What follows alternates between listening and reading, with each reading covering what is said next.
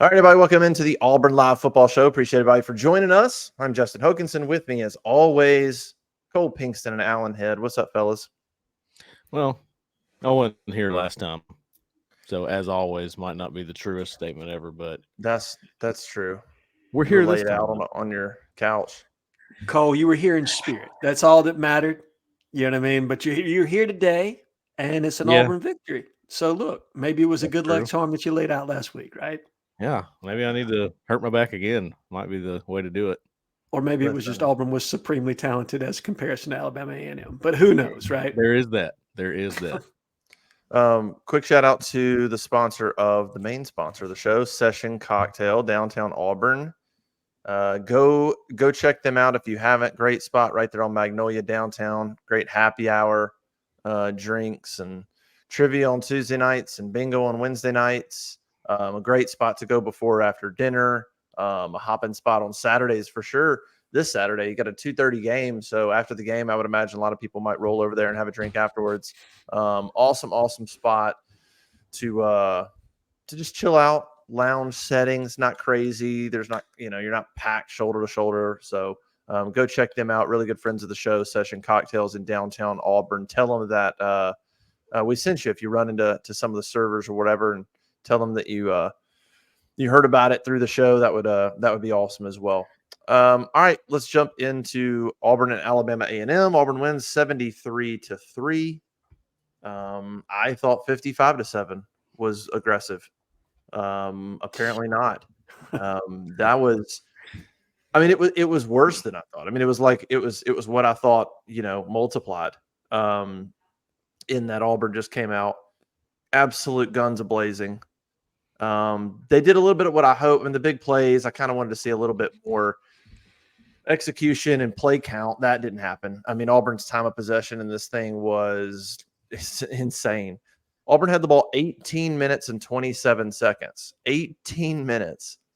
And they had 628 yards and 66 offensive points, 73 if you count, obviously, that blocked punt. But that's crazy. I mean, I don't care who you're playing. To have the ball for 18 minutes and average 14 yards a play and have – I was looking at the drives, fellas. They had 13 drives in that game. The average was a minute 24. They had 7 drives of a minute or less. I mean, it was the amount of big plays was crazy. I tweeted it out after their third touchdown. They had 21 points, 166 yards of offense, and a minute 6 possession. So, and it was over before it even started. A&M was outmatched in every single category. So, what do you take from it? What do you learn? Some guys built confidence. Some young guys got reps. That's going to happen whoever you play. That's better than a scrimmage. I know I saw some people on the board saying a scrimmage would have been better. No. Lights, real game, actual opponent, don't know what's going on. Even at Alabama A&M, that's more beneficial. But what is the number one thing you take away from this game? Cole, we can start with you. And what do you maybe not take away from this game? Like, what are you like, hey, it's perfectly fine to take this away. I'm with you here, but I wouldn't go maybe this far. Like, how do you look at this thing? First of all, I want to, pat myself on the back for the score prediction, 73-3. I'm just kidding. I had 42-10. Anyway, no, I don't want to take anything away from the offense because obviously the numbers don't lie there. But I think a lot of the reason why they got some of the time of possession they did and why they were able to, do whatever they wanted was because they stopped the run on defense, which was my number one thing. I was like, I think I said it on the show, like, hey, you don't stop the run against Alabama A&M. This is about to be an ugly, very long season for the Auburn Tigers. Not only did they stop the run against A&M, took it out. There was no run game for Alabama A&M, not even a little bit. It was everything they could do to get a yard or two to run the football. And that was the game changer. That was where it was over.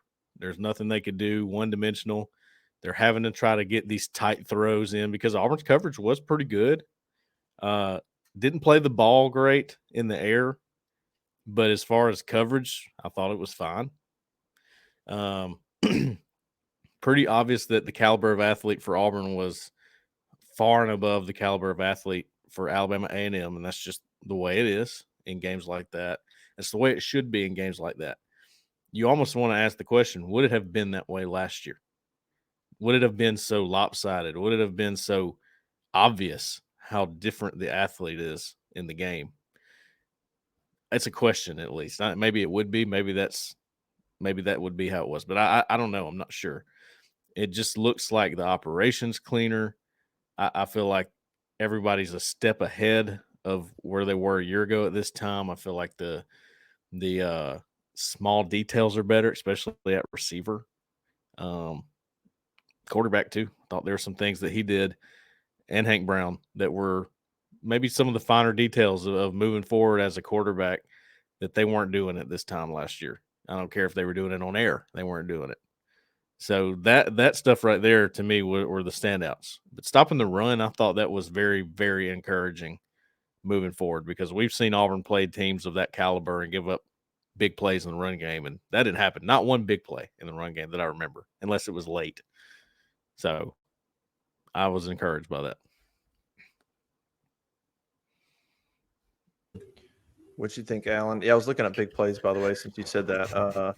Looks like Alabama A&M had 5 pass plays of 15 yards or more and only one 10-plus yard run, and that was third quarter for literally 10 yards. I would be curious to know what the yards per rush attempt were in the first half. It's got to be below 3 or 2. Oh, in the first yards per rush in the first half? It's got to be low. I would think you're hovering around 2, I would think. They were only 1.1 for the – you talking about Alabama A&M? Yes. Yeah, they were only 1.1 for the game. 36 rushes and 38 yards is what they finished with for the game. At one point, it was a little bit inverse. At one point, it was a couple carries more than yards they had. Sure. But when you go ahead, Cole. I'm sorry. I always get confused. Is it NFL that counts the sack yards, or is it college? College. They count the sack yards against your rushing totals. Okay. Yeah. So it's slightly deceiving, right? Yeah. Yeah. Their quarterback had 8 carries for 6 yards. And I guess he was, let's see, if I click him, you're talking about, well, they counted a couple of tackles for loss. I guess those were the sacks. So, yeah. Probably, yeah. Sorry, Alan. Didn't mean to cut you off. No, you're good. You're good, Cole. And look, my thought process isn't much different from yours. This was kind of a blood transfusion type game, right? This was a game that was designed to give Auburn some energy, to give them some confidence as they move forward, to be able to go out and perform in a atmosphere that was going to be electric, and to see how clean they could be, right? That was the goal last night, to see how clean and efficient you could be on both offense and defense. And for the most part, I think they accomplished their agenda.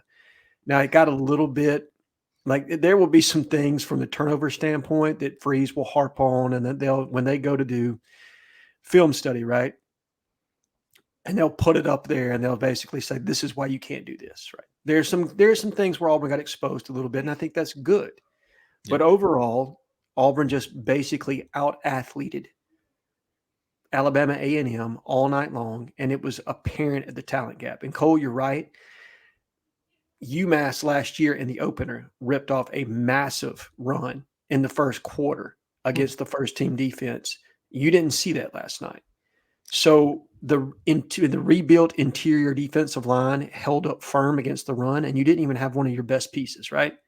Yeah. A major piece that we thought you were going to be counting on that came over from Texas A&M. So that has to be encouraging. I think if I'm discouraged at all, or where I want to see things improve, you're right, as far as football IQ and awareness from the secondary as it pertains to coverage. I think they were in good position, but they didn't necessarily play the ball well in the air. You saw that on the tipped interception. Well, what should have been an interception that ended up being the big gainer for them in the first half. If they come down with that interception, that probably makes as complete a game as you possibly can, because it likely could have been a pick six. And Auburn scored in every other facet of the game, right? They had it on. They almost had a punt return. They had a block punt for touchdown and obviously a litany of deep throws and vertical shots for big scoring plays, ripped off big runs. So when you talk about improving from one year to the next, I think Hugh Freeze had kind of highlighted in his offseason speaking tour, the rubber chicken circuit, where he wanted to create more shot plays, wanted to create just more big plays in general, right? You need those chunk plays, especially when you get into conference play, because you're not going to be able to nickel and dime down the field against defenses. They're just too good. And so you have to have the ability to have explosion in your arsenal. They showed that off, and they were able to put some things on tape. Like, I don't think they did anything overly sophisticated. They ran the base offense all night long. But they were able to put some things on tape so people will be able to prepare now. Hey, we have to have that safety rolled over the top of Cam Coleman. We're going to have to cheat coverage a little bit. What does that do?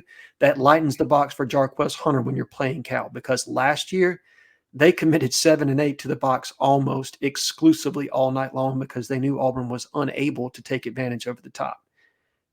They saw what happened last night. I don't think you're going to have that same issue, and so it's going to be more of a fair game straight up. Yeah, that's a good point. In terms of putting something on tape of hey, respect the deep ball. That certainly seemed a part of the game plan. Yeah, you had Auburn finished with five rushes of 10 yards or more, and they only rushed the ball like 18 times. So, better than a quarter. And then nine passing plays of 15 yards or more that accounted. So they had 9 completions that accounted for 379 yards. 9 completions. They had a 67-yard touchdown, a 44-yard touchdown, a 70-yard touchdown, a 57-yard touchdown, a 37-yard touchdown. And they had another 41-yarder in there. I mentioned Nicole, we were up there. Peyton's longest completion last year was 53 yards. And he beat that twice in the first quarter. I mean, some of the stats that came out of that game, that's one. Another is Auburn receivers accounted for 7 touchdowns last year. They accounted for 6 yesterday. And then of the 7 last year, it was just 3. Only 3 receivers accounted for touchdowns last year. And you had 5 yesterday? Yes.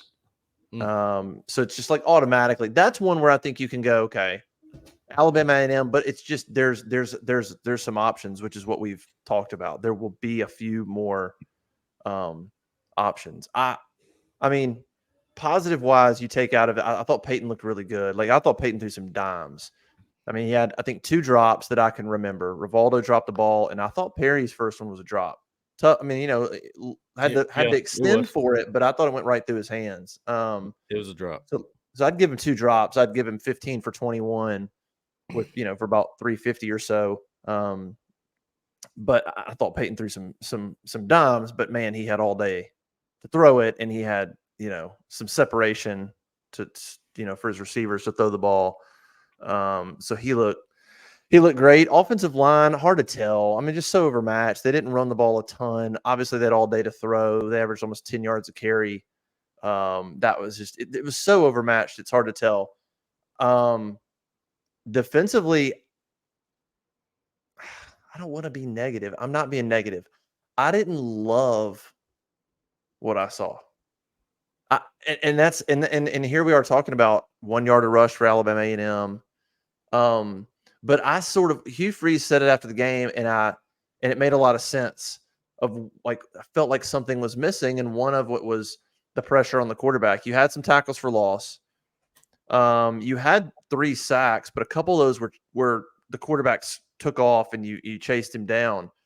There wasn't a lot of crushing the pocket, as Hugh Freeze said, and I thought that was a fair point. I thought that's something that was going to happen. Like, I'm like, oh my gosh, Jalen McLeod, Crawford, Amaris, Jamonte, they're probably going to come out here and get off the edge and probably live in the backfield in this game. And I didn't necessarily see that. I kind of am with Hugh a little bit. Like, I thought he had maybe a tad bit too much time to throw the football. And then, of course, no turnovers. You should have had one. J.C. Hart dropped one. But, you have no turnovers in the game. So I don't know. Maybe it's the same way. Maybe it's an opponent where you just were trying to kind of play base and do your thing. Not a lot of missed tackles. That's worth noting. That's a positive.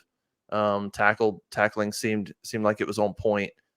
I don't know. What do you guys think about the secondary? Because were they just not threatened? I thought Kane Lee got his hands on the ball a couple times. But, Antonio Kite had a couple plays that didn't excite me. Like looked out of position, got shook a couple times. I don't know. Maybe I just couldn't take enough away from the defense to be, because of the opponent, to feel like it's like you dominated a JV team, and so maybe I'm being too hard on Auburn's defense because of who they dominated, but I just didn't come away thinking, like, I came away, I told Cole when we were up there, I'm like, I feel like they're an average group in the SEC. I feel like they're like right in the middle of the pack type of defense. Yeah. Which is not terrible. It's just not, I don't know. It means you have to score points. I agree with you that just the constant pressure on the quarterback was missing. But I didn't get to watch half of the third quarter and the fourth quarter. I didn't even watch any of that because I had to go talk to recruits. But from what I saw, I mean, Alabama A&M did what we thought, which is they really wanted to try to run the ball if they could to get that clock down. Didn't work at all. It was 3-and-out city for them. So they had to start throwing the ball, and when they were doing that, you wanted more pressure on the quarterback, and they were trying to do that without having to bring anybody and show anything in that regard, and they didn't. But pressure was not constant. There was time to throw the ball a few times. I thought positioning with corners, from what I saw, was good. I liked Kane Lee. I like Jay Crawford. He got called for hands to the face, but boy, he's a physical coverage guy in the slot. And I thought if anything, I thought his stock might go up a little bit, maybe as another corner to put out there on the boundary, because you got to be looking for guys there. I felt like the depth was more glaring there at corner than it was anywhere else, because you saw the same guys pretty much all night, whereas you kept seeing new guys at the other positions. I'm like, wow, there's a new face. Hadn't seen Riddick. Wow, there's Riddick. There's Joe Phillips. It's like they weren't really able to put many new guys out there for corner, except for Amon Lane Gaines there right at the end. And I don't know if he's ready to go full time in your big games. So that's where you got to find somebody. And I think Jay Crawford showed me enough, at least as a coverage guy on the boundary, maybe not in space. I think Kane Lee and Keontae Scott are going to be okay. They got to play the ball a little bit better, though. That's the one thing I think that probably Wesley McGriff is going to say to them when they go to film and watch this, like, all right, and now this is where you play the ball. Where was that? So that was a glaring thing for me, at least. But again, stopping the run, making them one-dimensional, you can build off of that. You can absolutely build off of that. And I do think that Alabama A&M ran some quick game to kind of mitigate the ability to generate pressure off the edge, right? And Sure. So we've talked about this, the ability to create vertical pressure from the interior defensive tackle position. If you had Marcus Harris on this team, it would almost feel like a complete defensive line, because he was that person last year. And I don't know that Auburn has that. They're going to have to attack it through rotation and depth. But stopping the run is the most quintessential part of that, right? And they handled that part of it, Cole. You've notated that, and I think that's an excellent point. Justin, I'm with you that I still want to see more from the secondary. And I think this was a good opening game for them. They played some decent athletes on the outside. They weren't great, but decent. And it puts them in a live game situation where, you're right, Wes McGriff, Charles Kelly have an opportunity to put tape up and basically say, okay, guys, this is your technique here. This is what happened. I need for your eyes to be on the football. You need to be able to make plays on the ball. You need to be able to make plays in space. This is what's going to happen to you against a better caliber of athlete that you're going to see next week. And so I think it's good for that. You'll have a Tell the Truth Monday where you'll be able to put all that up and say, hey, against a better team, they score points here. Yeah. So that's good. From an exposure standpoint, that's a good thing. I think it'll lead into next week and help them with their preparation. And I think they'll probably throw the tape of last year, even though they want to burn that copy as badly as you can, as bad as we looked last year at times. You're going to see that one more time through and basically see all of your shortcomings and say, okay, these are the things we can't do. These are the things we cannot go back to. What happened last year cannot happen this year. And we need to make sure that, not only offensively, but defensively, we made some mistakes in that game we just can't make. Yeah, we saw a lot of rotation at offensive line. Saw Percy Lewis, I think, came out in the third possession, something like that. So those two guys are, I guess, still sort of considered co-starters, although Tyler Johnson started. They're both announced. So left tackles still might be. We'll see. I mean, maybe I don't know. Maybe they go back and look at the film and go, "Man, Tyler killed it. He's the guy." I don't know. I would be curious to see maybe what Hugh Freeze says on Monday if something in film solidified Tyler or if Percy came out and played really well. You mentioned Isaiah Rake's not playing. They said he was nursing an ankle injury. Sounded like he'll be ready to go for Cal. Sounded like he could have played today, and we saw him. He's dressed out, full pads down there. He just didn't play. Austin Keys looked good. I was glad that he played and seemed to look decent. I mean, they limited his snaps probably a little bit, but at least he shouldn't be completely rusty coming into Cal. It looks like he's been practicing, maybe limit him a little bit, and then hopefully he's ready to go for Cal. That was good. Keontae looked fine too. I mean, really, those are the kind of guys that were a little banged up. Really, you're just without Alex McPherson at this point, I think, from a health standpoint. I'll tell you somebody that did flash on defense was Malik Blockton. We've talked about him, and he had a game. He had, let's see what he finished with. He finished with 3 tackles, 2 tackles for loss, and a sack. And I think there was another play that I thought he was in on a tackle, and then I looked, and they didn't attribute him with a tackle. Him and Jalen McLeod, Jalen played really well too, but I thought Malik flashed a little bit too. We've heard a little bit about him.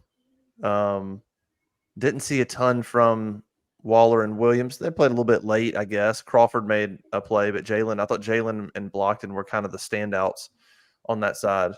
And then linebacker, I mean, Mousy played good. I don't know. I didn't see Gote play a lot. He played. I just didn't. Nothing like caught my eye necessarily. I saw him in rotation with Robert Woodyard. He flashed a little bit in the second half there. Woodyard made a couple plays. Woodyard always has flashed to me. You go back to his high school film, he was a guy that I thought was, wow, you're getting an extreme athlete here at linebacker is what I was thinking when you got him out of high school. And for whatever reason, it's taken him a while to get going. And I don't know if he's about to be a serious part of this linebacker rotation, but he can fly. I know that. He can absolutely run. He gets from sideline to sideline as good as any backer next to Asante. And Dorian Mausi, again, like you said, he flashed. He was in the right place a lot of times. He's fast, gets downhill fast. I thought one of the things with DJ Durkin's defense that was very noticeable to me, gap integrity. I saw an end zone shot going back and watching the highlights today and watching the plays today, an end zone shot where I think it was Bobby Jamison Travis, who played a lot and started, by the way, threw his guy to the side just to keep his gap while Mausi comes and fills down the gap where he was originally. And I was like, wow. And that's why they didn't have anywhere to go. Every gap was accounted for. And how long have we watched Auburn football where it's like, golly, how do you just lose gap integrity over and over and against teams that you should not be undisciplined like that? The discipline of gaps in this, and that's an advanced part of football. It's something that you can't see with the naked eye so much. You really do need that end zone view to see it on film. Excellent. And Gote that you mentioned, saw him a little bit. He's number 38. He's not as fast as a Woodyard, as an Asante, maybe even a Keys, but his mind is quick. I noticed that. I've noticed that he was in the right place. He was playing downhill a lot, and he was in the play a lot because of that. So he is going to help in that way. I mean, that was a really nice little depth piece there.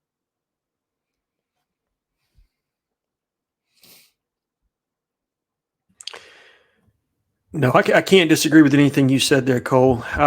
And to Justin's point on Malik Blockton, I think it's big that he's already this level of productive. You would have thought probably if you're just judging it off star ranking of guys that have been recruited, that Deron Reed would have been the person that would have really flashed in this game.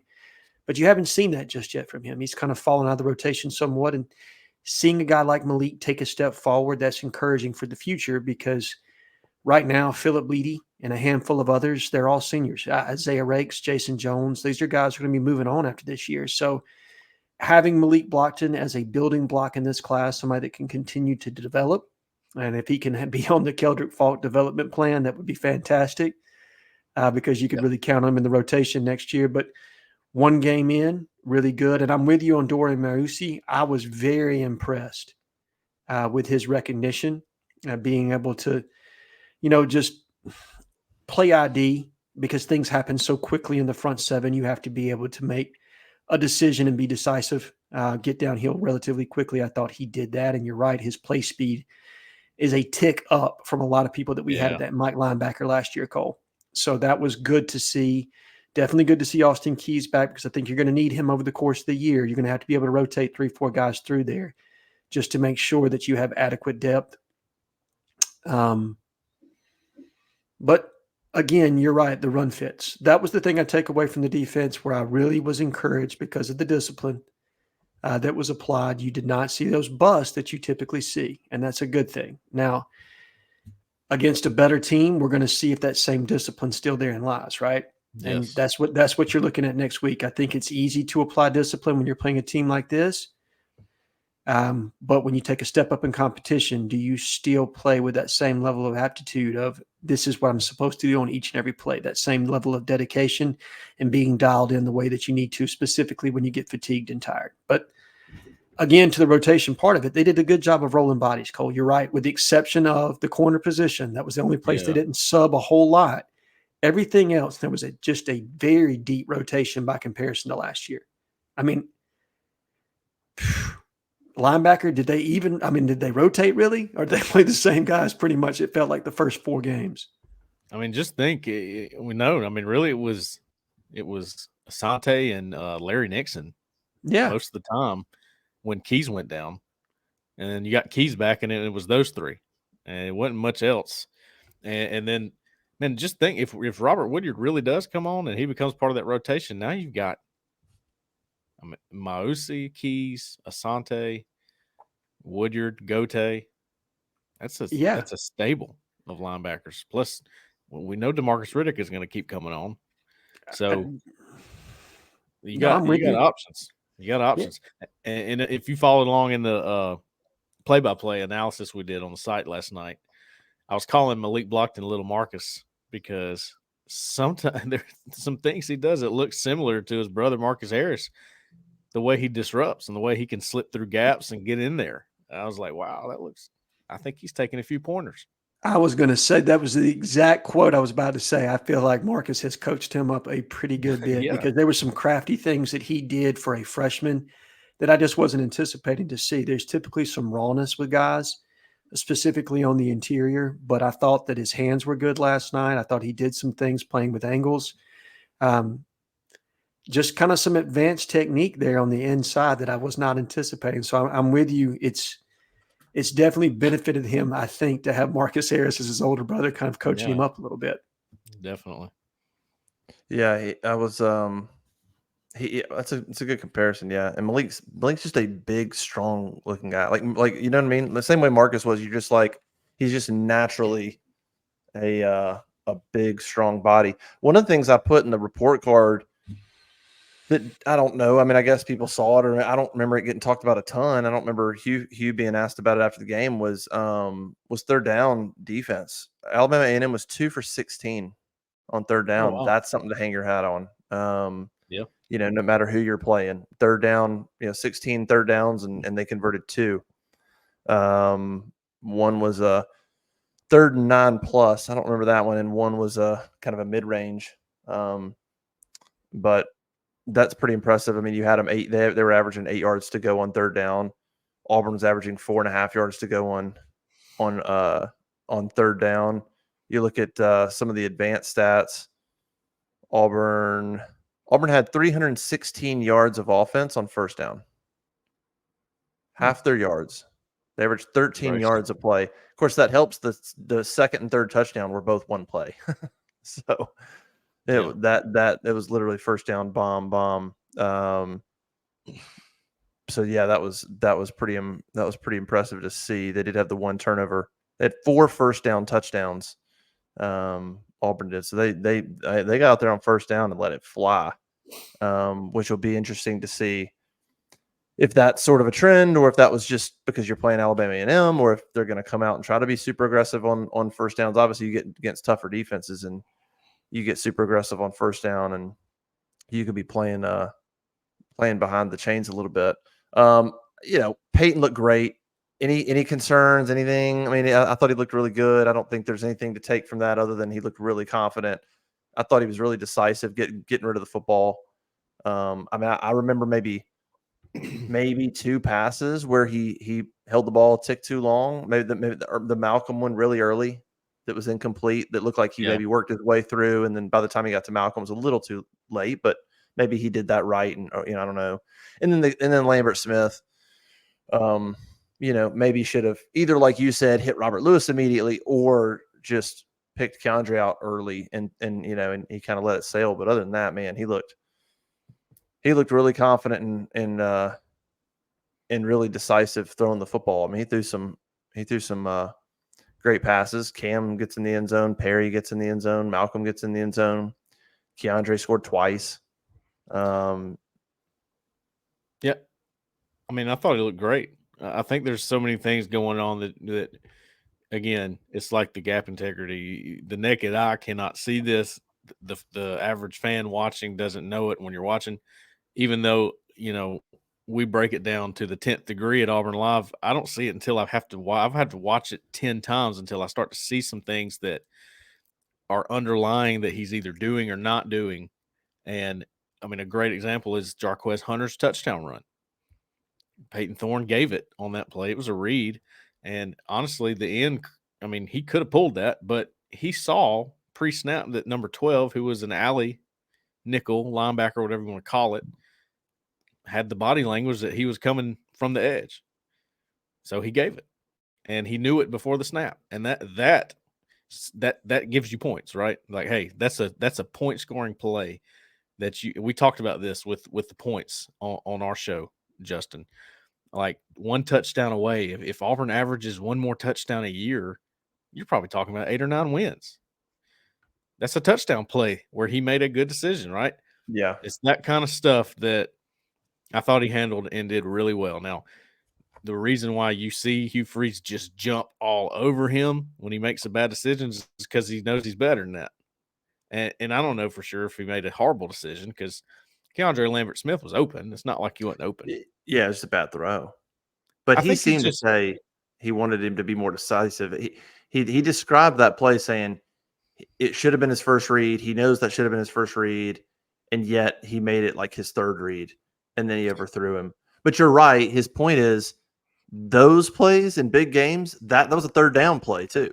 Right. Third down, and you're wide open.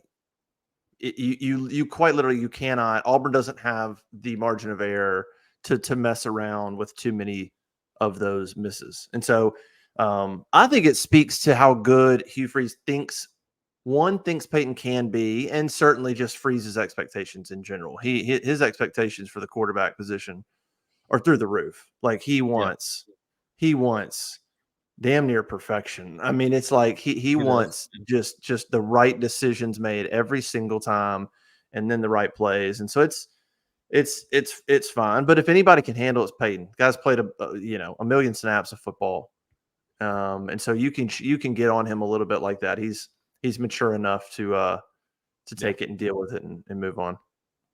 Yeah, you're muted, Alan. My bad, guys.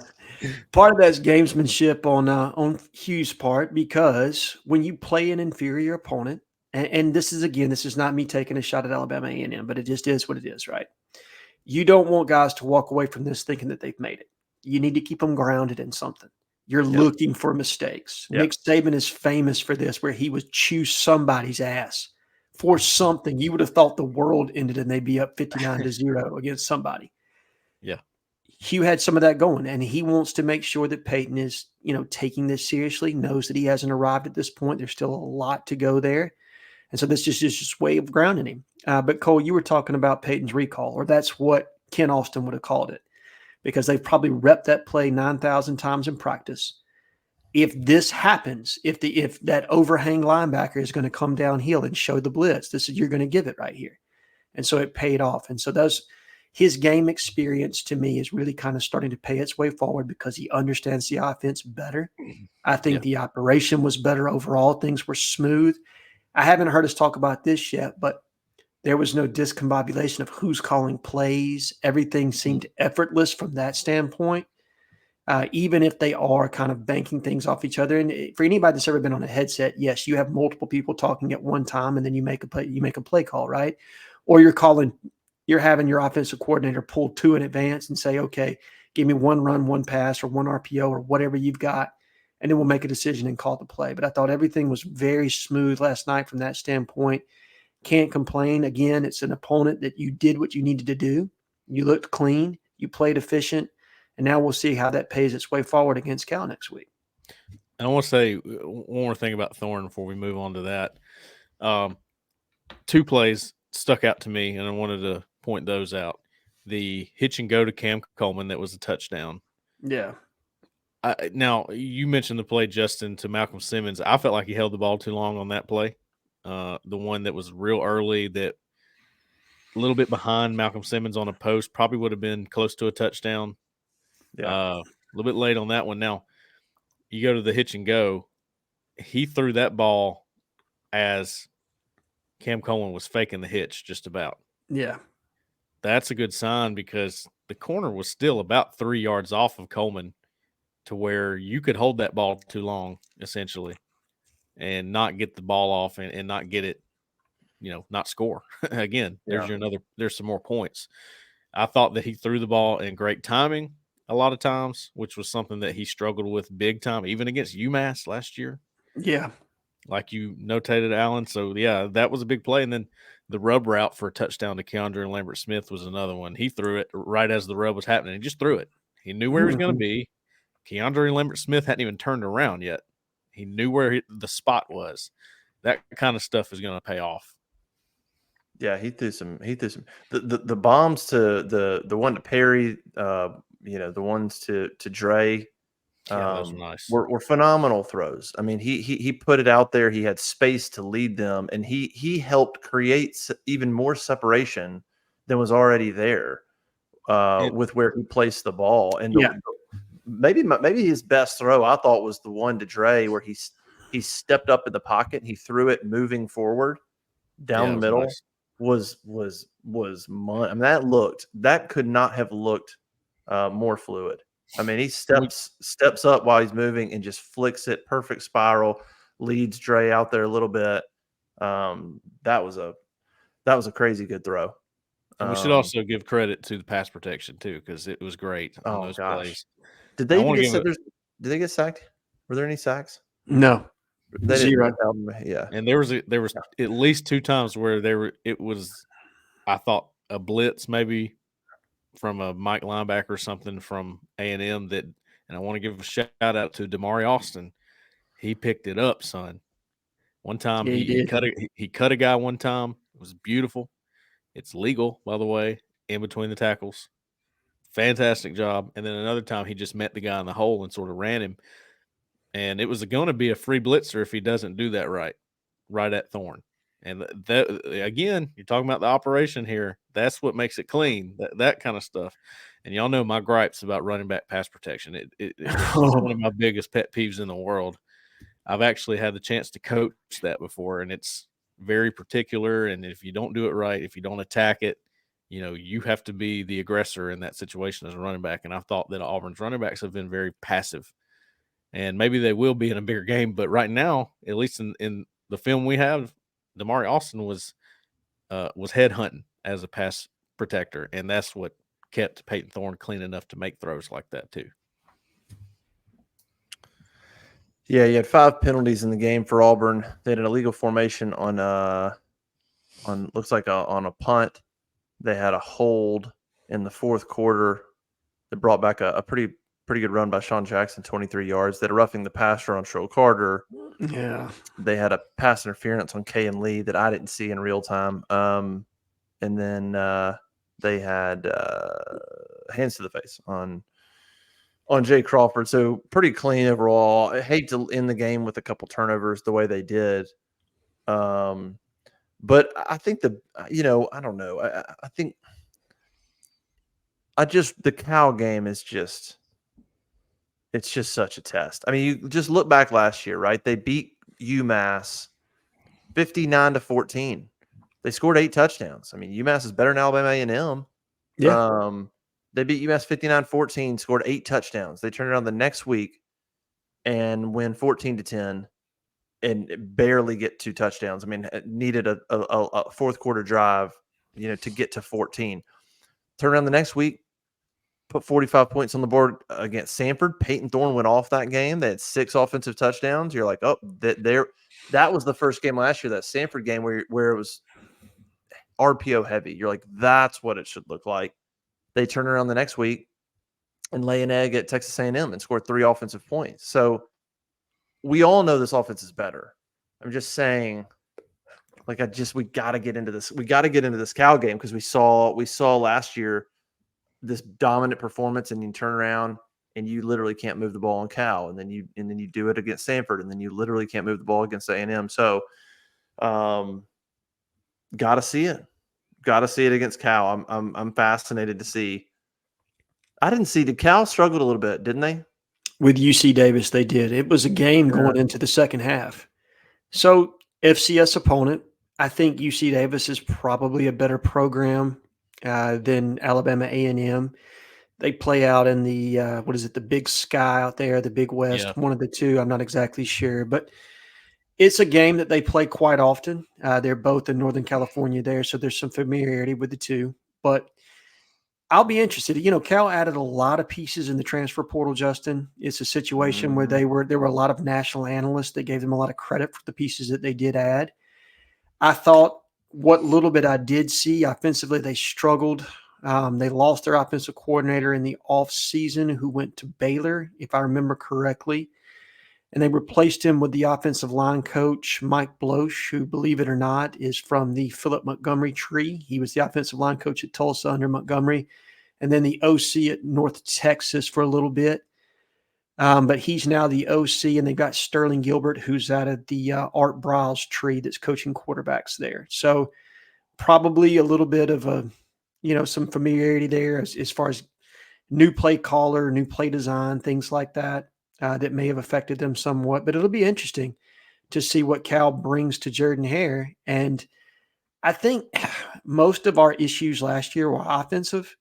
And Cole, remind me on this because you broke this game down like 5 times over, but the game plan seemed to be, we thought we were just going to be able to run the ball against Cal and run at will. And when they loaded the box, we had an inability to loosen it. We just could not win in one-on-ones, not until that last drive. And so we just looked a little bit lost. I don't think we're going to have that same issue this time. I think that was probably the game plan going in, and then you start the game with a Peyton Thorne fumble. That went back for a touchdown, I think, right? No. Or I can't remember. Well, no, I think he stepped out or something. But yeah, like it was first possession or something. Yeah, you started behind the 8 ball in that game, and it was never the same then. But you're right. I think Cal did stop the run several times, and then it was like, well, I don't know if we're quite ready to open it up in the passing game yet. Are we there yet? Probably not. So yeah, it was one of those games where it was like, just find a way to win at this point. God, I mean, it's. By the way, I'm trying to find the stats from Cal's game. What conference are they in now? The ACC. Yeah, believe it or not. I would have never even guessed to look there. What conference would you say you're in, Cal? Peyton Thorne last year against Cal was 9 of 14 for 94 yards. It's by the way, 1, 2, 3, 4. One of 5 games under 100 yards passing last year. Alabama, Maryland, Georgia, and A&M were the others. He did have a couple touchdowns in that game. He had 2 and 1. Yeah, 2 touchdowns. He had the one to Jay Fair and then Rivaldo. And then I don't remember the pick. He had a pick. I don't remember it in the game. I feel like it was over the middle, and it was like second quarter-ish, something like that. I can't remember the exact time when it happened, but I can remember he more or less kind of stared the guy down a little bit, and the Cal player made a good play on the ball. That game was a disaster. I mean, Robbie was mixing in. That was Boy, I don't remember a lot about the A&M game, like play by play. I mean, A&M's defense though is actually good. I mean, give them credit, but the Cal game was I had to be the worst offensive performance of the season. I mean, Maryland was pretty ugly, but A&M there's was bad. circumstances around that. A&M's defense at least is decent. The Cal game was just an absolute joke. I remember watching that game. It's whatever time. It's like midnight Yeah, because they started it, and I'm like, "What are we? Yeah. First of all, what are we doing with this?" But I'm like, I mean, I've rarely have I covered the game and thought, like, what am I doing with my life? And that was that game. It's like 12:30, and I'm like, this is torture. This is the worst thing I've ever been a part of. I felt that way covering Auburn, Arkansas in Harson's last year, the game before he got fired. Oh, that was I'm going to be honest with you. I tuned out that game. I don't even think I watched the second half. I was doing something on the. Oh, you know what it was? That was the day that everything broke loose with John Cohen. That's what I was going to say. That was the big news. And I was on the phone, like, what the hell is going on? And I don't even remember the second half of that game. I just know that. Oh yeah, they got destroyed, and Harson, I think, went to the. Because you know why? Because you were complex. like, hey, Cole, you were up in the press box. You're like, hey, you're gonna have to do all the post game stuff today. Yeah. I was like, listen, I haven't watched a play in like the last 45 minutes. So, yeah, that was madness. And that was the game that that Harson, of course, obviously that was his last game. He left I'm pretty sure he left the stadium and then to go get him. Because that was the game he was like an hour and 25 minutes after the game talking to the media. Yeah. And I don't want to say for sure, but there for sure was a game where he left the stadium and Alan Green had to go get him. And I'm pretty sure it was that one because he was an hour and 20 minutes. Like, hey, no, you got to like do your job. It wouldn't have been Alan Green for that one because remember Alan stepped down before the season. Okay. Then it might have been because I think what I'd heard was Alan Green had to go get him. So that one he may have just said, I'm going to do literally everything except go talk to the media, and I'm going to do that for 5 minutes on the way out the door. Okay, now flash forward to where we are today. Top 5 recruiting class, maybe getting ready to move up again. You just did what you did against Alabama A&M. Number 1. On the way to number 1, Cole. Can't count it out. Steal a 5 from Ohio State. Steal a 5 from Alabama. It's a good way to move up the rankings if you're not only getting one but stealing one. I wouldn't even say stealing one from Michigan, but beating Michigan for an offensive tackle that's a 5-star. I mean, there's a lot on the table from a recruiting standpoint, and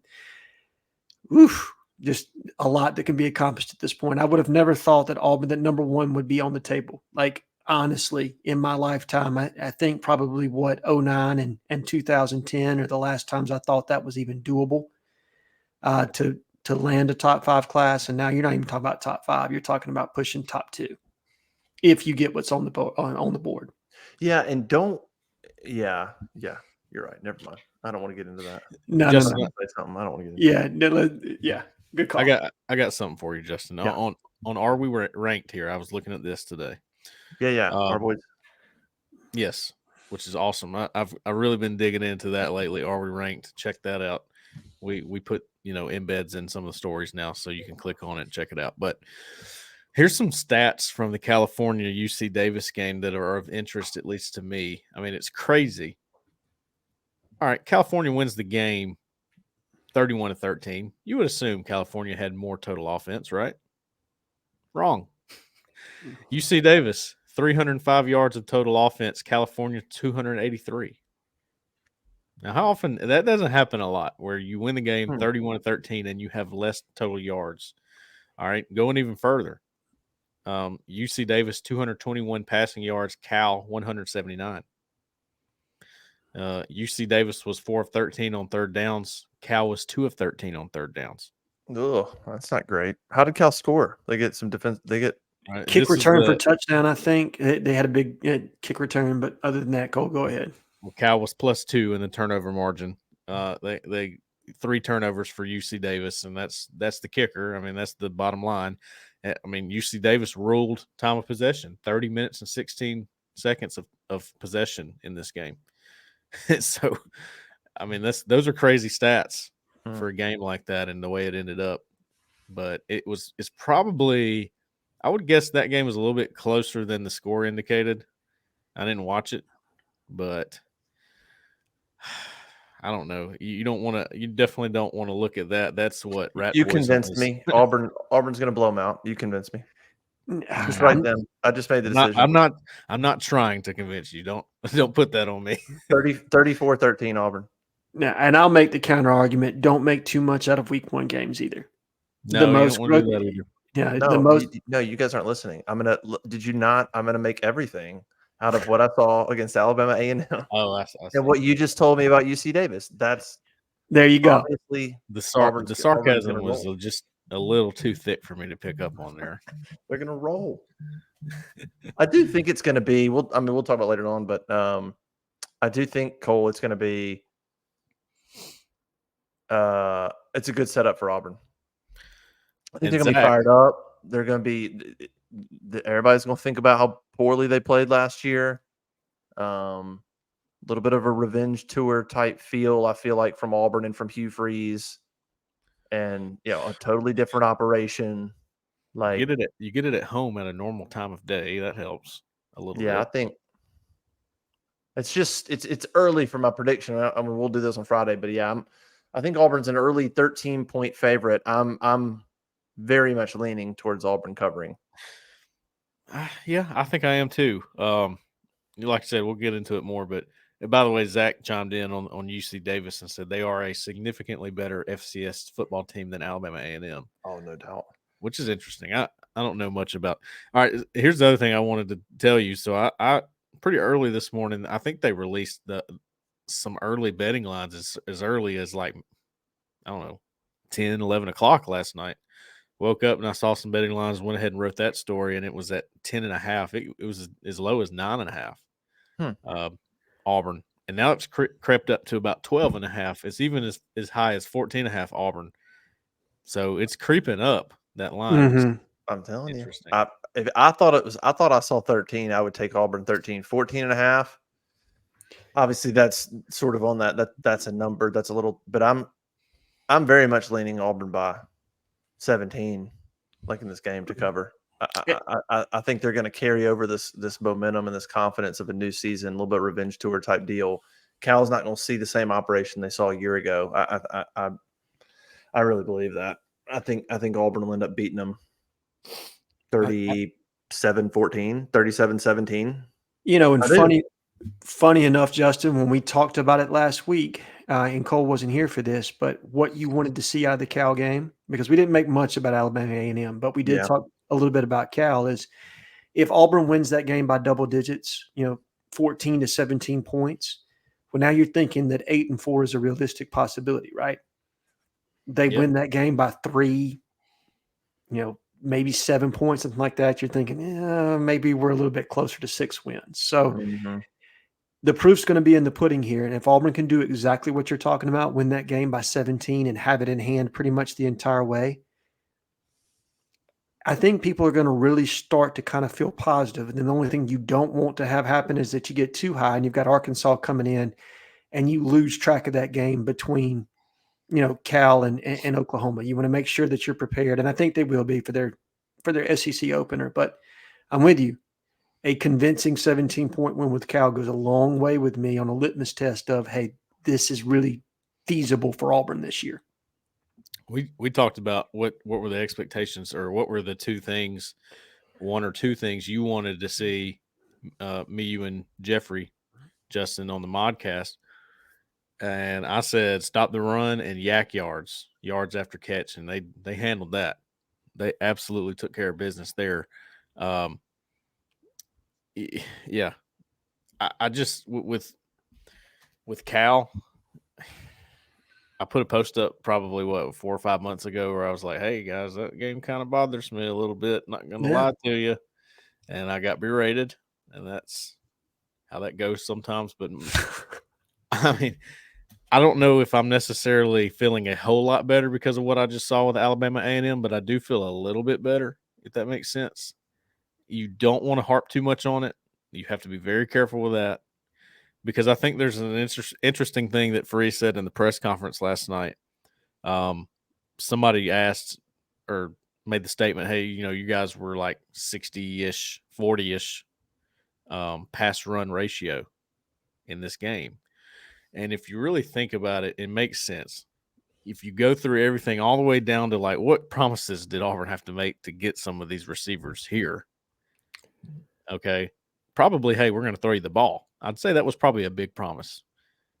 I don't think they told him, well, we're not going to throw it too much. But would you mind coming and playing for us?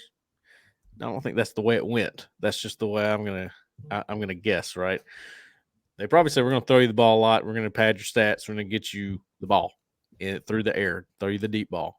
So they saw this game as we better light it up with those guys because when we get in a game like Cal or Texas A&M or Arkansas, a game that is very important, that run pass ratio's got to even out more. We can't do that so much unless we just get hot. We got to be able to run the ball, and you needed the threat of the deep ball, like y'all said earlier, in this game to be able to open it up for you a little bit because you just can't air it out like that every game. It's not going to work. No, you have to have more balance. And I do think that a lot of their big chunk plays in the passing game came off RPO, and that came from Peyton and Hank making the right decision.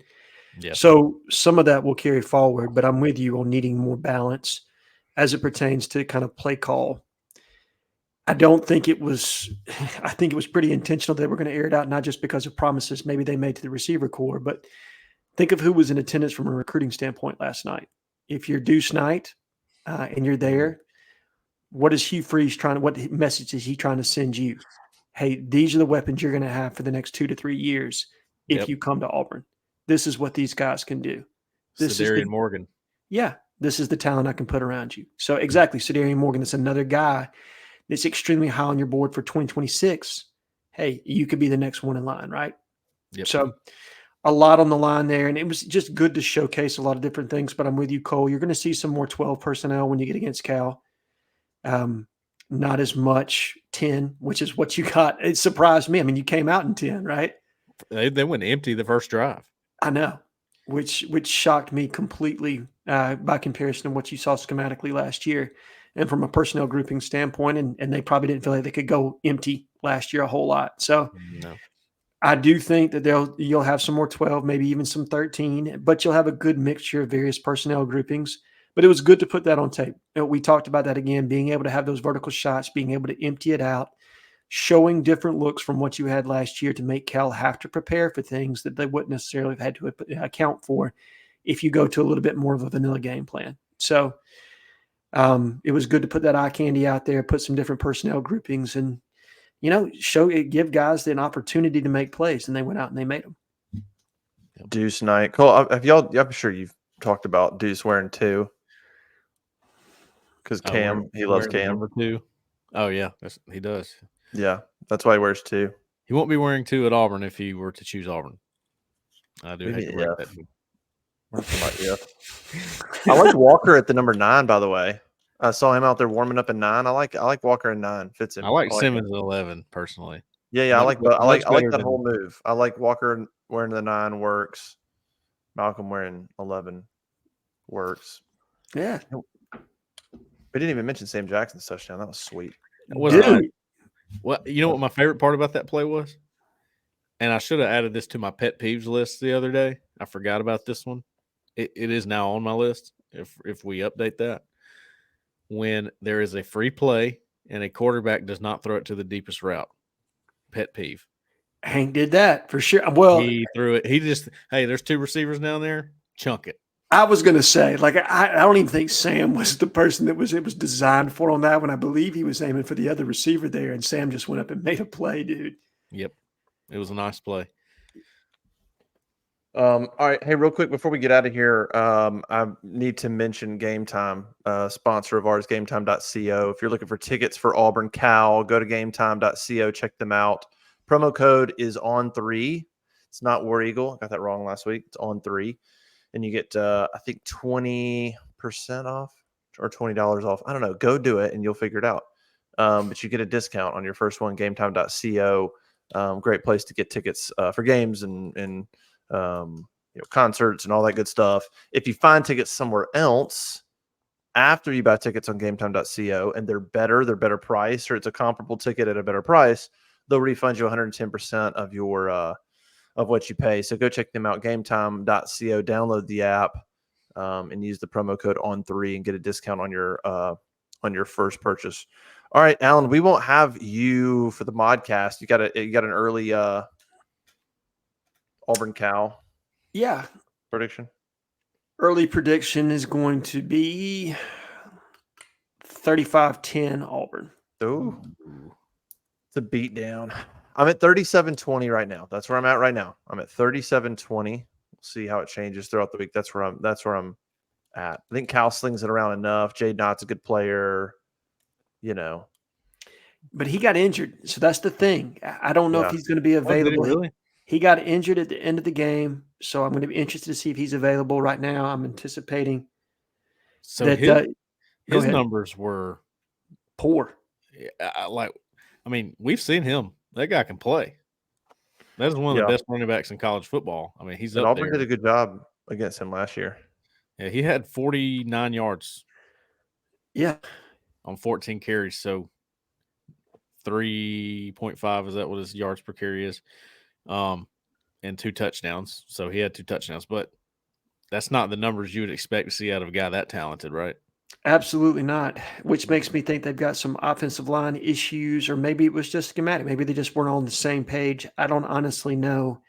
You did shift coordinators, so there can be a lot to that. But if he's not available, that is easily their best offensive weapon. I know they picked up a transfer wide receiver from Notre Dame, but that kid is the straw that stirs the drink for them. So if he's unavailable, I really like Auburn to kind of to pull away here. Now, I may adjust that score if he is available to more like 34-17 or something of that nature, or 35-20, like what Justin's got, where it's a 2 touchdown victory, but something that's relatively significant. But without him, I don't give them much shot in the humidity that is going to be Jordan Hare in that game, because that's the other adjustment. Now they're coming across the country, right? They're playing in a different time zone. They're playing in a heat that they're unaccustomed to. Trust me, I've been stationed in Northern California. It is significantly different there than it is down here, man. I promise you that. So nice. It'll be a situation that they'll have to get adjusted to relatively quickly. And I think as the game goes on, just the fatigue that's going to set in, that heat that they're going to play in, they're not prepared for. They're just not. There's no way you can simulate that. So I think that Auburn will pull away, and it may be a little tight early. Like going into the second quarter, you're probably still knotted up, maybe 7-7, something like that. And then as the game goes on, Auburn will continue to push the score out. That's where I'm leaning at the moment. All right, we got Hugh Freeze on Monday. We got players on Tuesday. It's a back at it game week as Auburn tries to move to 2-0. Get out in front of Cal, and you got a great chance to be 3-0 with New Mexico and keep it going. Should be an awesome crowd. I even think the weather, man. I was looking ahead, like right now, the high next Saturday is like low 80s. Oh, okay. So yeah, there's like a chance of rain every day this week, and then maybe that gets through, and then Saturday the highs, like 82, 83, something like that. So, it's a big difference between 93 and 94. So maybe it'll be a decent day for fans and tailgating and all that good stuff. But it should be an electric atmosphere. I can't wait. Should be a really good one.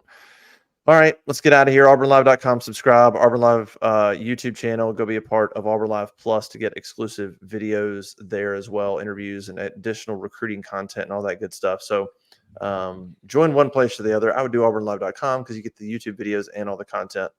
But it's up to you. Appreciate you joining us. For Cole and Alan, I'm Justin. We'll see you guys next time.